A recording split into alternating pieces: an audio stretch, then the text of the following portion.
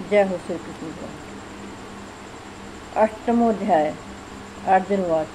अर्जुन ने कहा, हे पुरुषोत्तम, वह ब्रह्म क्या है, अध्यात्म क्या है, कर्म क्या है और अधिभूत नाम से क्या कहा गया है, और अधिदैव किसको कहते हैं? श्री कृष्ण भगवान से अर्जुन पूछते हैं, हे मधुसूदन, यहाँ अधियज्ञ कौन है और वह इस शरीर में कैसे है, तथा युक्त चित्त वाले पुरुषों द्वारा आप अंत समय में किस प्रकार जानने में आते हैं? श्री भगवान वाद। अक्षरम ब्रह्म परमम स्वभावो अध्यात्मात्मुच्यते भूत भावोद्भव करो विसर्ग है कर्म संगीत है। श्री कृष्ण भगवान ने कहा, परम अक्षर ब्रह्म है, अपना स्वरूप तथा जीवात्मा अध्यात्म नाम से कहा जाता है, तथा भूतों के भाव को उत्पन्न करने वाला जो त्याग है वह कर्म नाम से कहा गया है।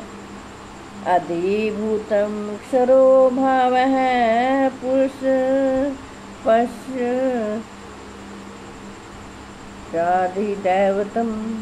अधियज्ञो अहमेवात्र देहे देहे वृतांबर। उत्पत्ति विनाश धर्म वाले सब पदार्थ अधिभूत हैं। हिरण्य में पुरुष अधिदैव है, और हे देहधारियों में श्रेष्ठ अर्जुन, इस शरीर में मैं वासुदेव ही अंतर्यामी रूप से अधियज्ञ हूँ। अंतकाले च मामेव स्मरन् मुक्त्वा क्लेवरम् यह प्रयाति च मद्भावं याति यत्र संशय।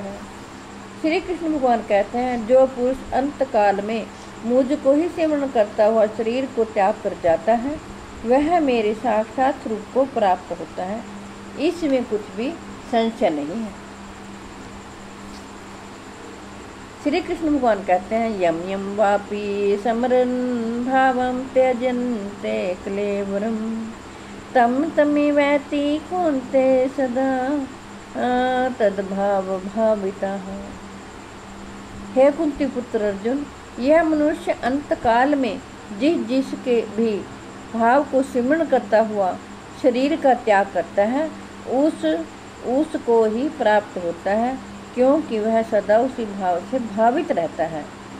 इसलिए हे अर्जुन, तू सब समय में निरंतर मेरा सिमरण कर और युद्ध भी कर।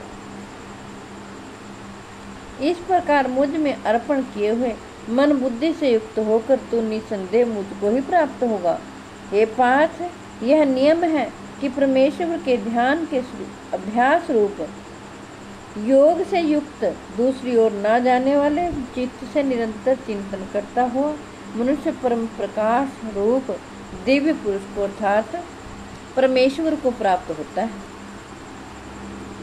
जो पुरुष सर्वज्ञ अनादि सबके नियंता मुझ में सूक्ष्म से भी अति सूक्ष्म सबके धारण पोषण करने वाले अचिंत्य स्वरूप सूर्य के सदृश नित्य चेतन प्रकाश रूप और अविद्या से अति परे शुद्ध सच्चिदानंद घन परमेश्वर का सिमरण करता है, वह भक्ति पुरुष अंतकाल में भी योग बल से वृत्ति के बीच में प्राण को अच्छी प्रकार से स्थापित करके फिर निश्चल मन से सिमरण करता हुआ उस दिव्य रूप परम पुरुष परमात्मा को ही प्राप्त होता है।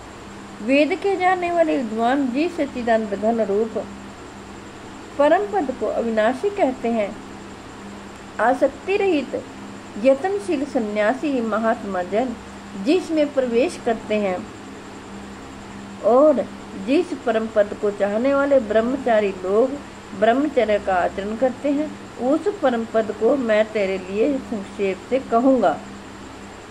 सब इंद्रियों के द्वारों को रोककर तथा मन को हृदय में स्थिर करके फिर उस जीते हुए मन के द्वारा प्राण को मस्तक में स्थापित करके परमात्मा संबंधी योग धारणा में स्थित होकर जो पुरुष ओम इस अक्षर रूप ब्रह्म को उच्चारण करता हुआ और उसके अर्थ स्वरूप मुझ निर्गुण ब्रह्म का चिंतन करता हुआ शरीर को त्याग कर जाता है, हे अर्जुन, जो पुरुष मुझ में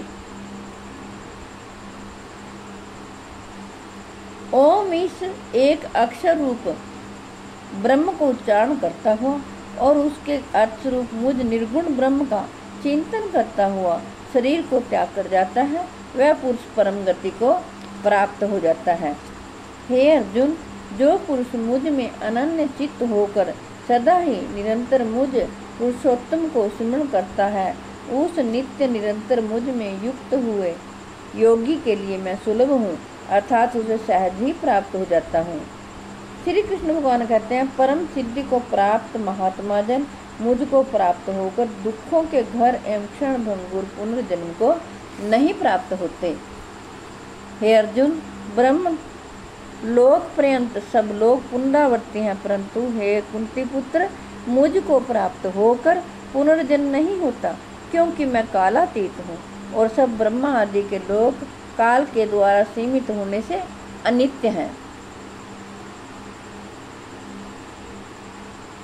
ब्रह्मा का जो एक दिन है उसको 1000 चतुर्युगी तक की अवधि वाला और रात्रि को भी 1000 चतुर्युगी तक की अवधि वाली जो पुरुष तत्व से जानता है, वे योगी जन काल के चक्र को जानने वाले हैं। संपूर्ण चराचर भूतगण ब्रह्मा के दिन के प्रवेश काल में अव्यक्त से अर्थात ब्रह्मा के सूक्ष्म शरीर से उत्पन्न होते हैं और ब्रह्मा की रात्रि के प्रवेश काल में उस अव्यक्त नामक ब्रह्मा के सूक्ष्म शरीर में ही लीन हो जाते हैं। श्री कृष्ण भगवान कहते हैं, हे पार्थ, वही है भूत समुदाय उत्पन्न होकर प्रकृति के वश में हुआ, रात्रि के प्रवेश काल में लीन होता है और दिन के प्रवेश काल में फिर उत्पन्न होता है। उस अव्यक्त से भी अति परे दूसरा अर्थात विलक्षण जो सनातन अव्यक्त भाव है, वह परम दिव्य पुरुष सब भूतों के नष्ट होने पर भी नष्ट नहीं होता। जो अव्यक्त अक्षर इस नाम से कहा गया है, उसी अक्षर नामक अव्यक्त भाव को परम गति कहते हैं तथा जिस सनातन अव्यक्त भाव को प्राप्त होकर मनुष्य वापस नहीं आते, वह मेरा परम धाम है। जय हो।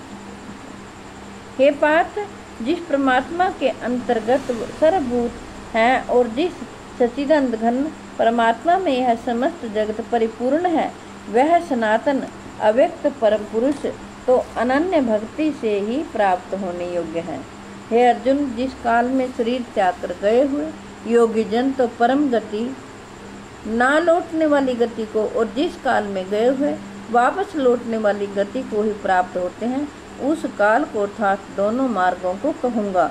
जिस मार्ग में ज्योतिर्मय अग्नि अभिमानी देवता है, दिन का अभिमानी देवता है, शुक्ल पक्ष का अभिमानी देवता है और उत्तरायण के 6 महीने का अभिमानी देवता है, उस मार्ग में मर कर गए हुए ब्रह्म बेटा योगी जन उपयुक्त देवताओं द्वारा कर्म से ले जाए जाकर ब्रह्म को प्राप्त होते हैं। श्री कृष्ण भगवान कहते हैं, जिस मार्ग में धूमाभिमानी देवता है, रात्रि अभिमानी देवता है तथा कृष्ण पक्ष का अभिमानी देवता है,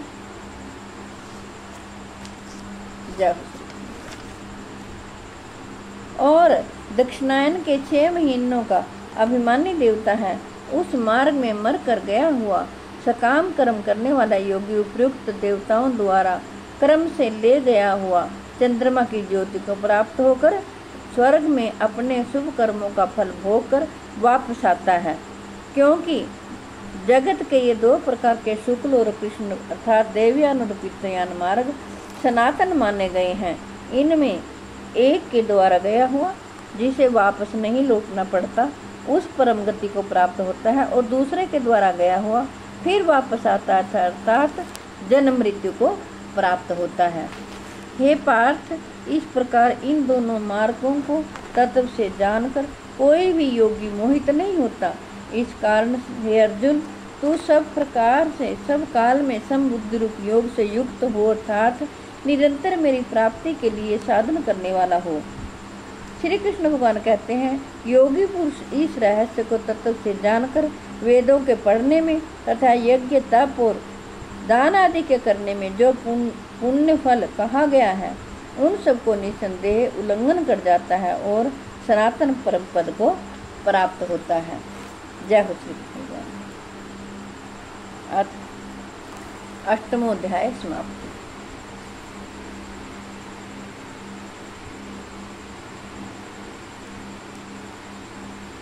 मेरी आपसे हाथ जोड़कर प्रार्थना है कि आपके घर में जो बीमार हों, लाचार हों, चल फिर ना सकते हों, आप उन्हें जरूर भगवत गीता जी का पाठ सुनाएं।